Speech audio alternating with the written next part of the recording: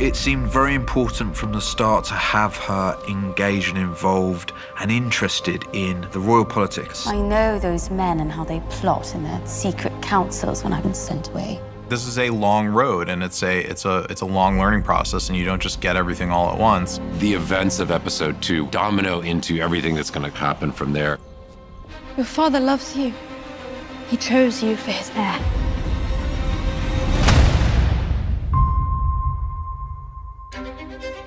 We're talking about 6 months since Emma's death. We wanted to capture the idea that Rhaenyra, in spite of her being made heir, continuing to be the cupbearer with no real change in her life. So everyone kind of resents her, and they question her, and they belittle her. So it's a bit confusing, I think. She feels very small. She still has to study at her dad's feet, and that doesn't mean that she suddenly has a voice at the council, and I think that all that stuff is really important for the kind of gradual evolution of Rhaenyra's character. I only meant that we should at least... Perhaps there's some better use for the princess's talents. Why don't you take the princess to see about the new Kingsguard posting, Lord Commander? A fine idea, Your Grace.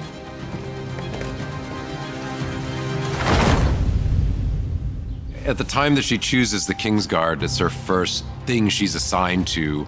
It's something that's done offhand that does influence the course of a lot of events. Sir Criston Cole. She smartly sees, and the thing where you start to see the calculations of a future sovereign political operator is that in this time of great peace, not many of the knights that are going to be put before you have any more than tourney experience. I choose Sir Criston Cole. She's basically saying, I'm going to pick the person who's going to do the job right. My father should be defended by a man who's known real combat. Should he not? She's smarter than they think she is, and she's trying to prove it. You've got 2 great female characters of the story getting a scene together. We were aware that we needed to differentiate this scene from all other scenes. I understand the order of things. I'm not sure you do.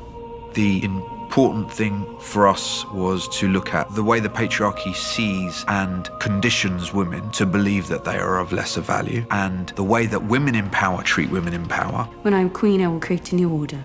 Oh, I wish that could be Rhaenyra. But the men of the realm already had their opportunity to appoint a ruling queen at the Great Council, and they denied it. They denied you, Princess Rhaenys. There's something in Rhaenys that actually, it perversely wants to cling to this idea that it is just that the status quo is fundamentally sexist and that the patriarchy cannot be touched. I mean, it's the theme of the series, this particular story. Rhaenys is right. She saw it happen to her at the Great Council. She sees the same thing happening in a different way to Rhaenyra. Men would sooner put the realm to the torch than see a woman ascend the Iron Throne.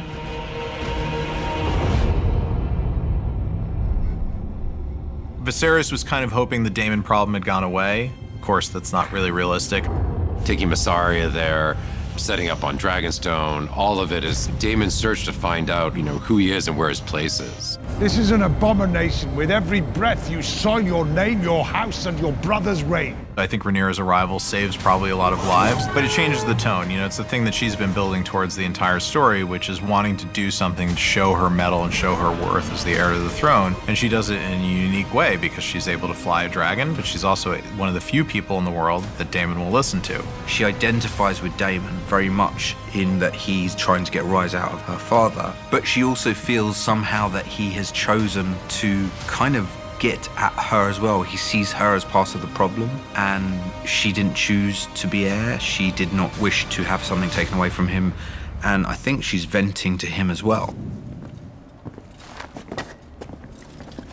Your Grace, the princess has returned from Dragonstone.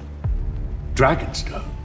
Viserys is very protective of Rhaenyra, whereas at the same time can see the potential within her. May I sit?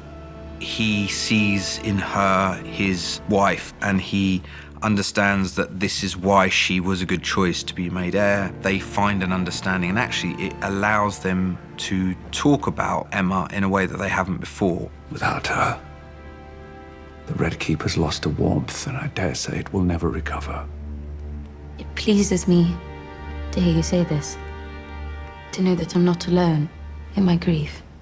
The thing about being the king is it's a very callous world. My wife's only just been cremated, and you're asking me who I'm going to marry, and it's pressure, pressure, pressure. There is this misunderstanding, which is Viserys believing that he has to get married and he has to explain this to Rhaenyra, and Rhaenyra saying, whatever you choose to do, I'm okay with it. Although what she should have said is, as long as it's not my best friend. Alicent's journey is that she's holding space for the king while he mourns. She does it out of kindness.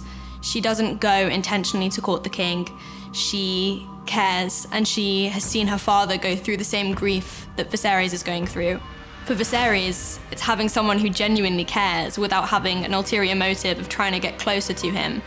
And for Alicent, it's just someone to be with where she feels comfortable and not overlooked. We really needed to take our time to show not only the courtship of Viserys and Alicent, but also the political maneuverings to make it happen, and to understand that Viserys is choosing her kind of against his own self-interest in many ways. I intend to marry the Lady Alicent Hightower. You can't tell every story, so where are you going to iris in and focus your storytelling time? It felt like Viserys' eventual decision to choose Alicent next was a big one, as that's going to have so many repercussions down the line.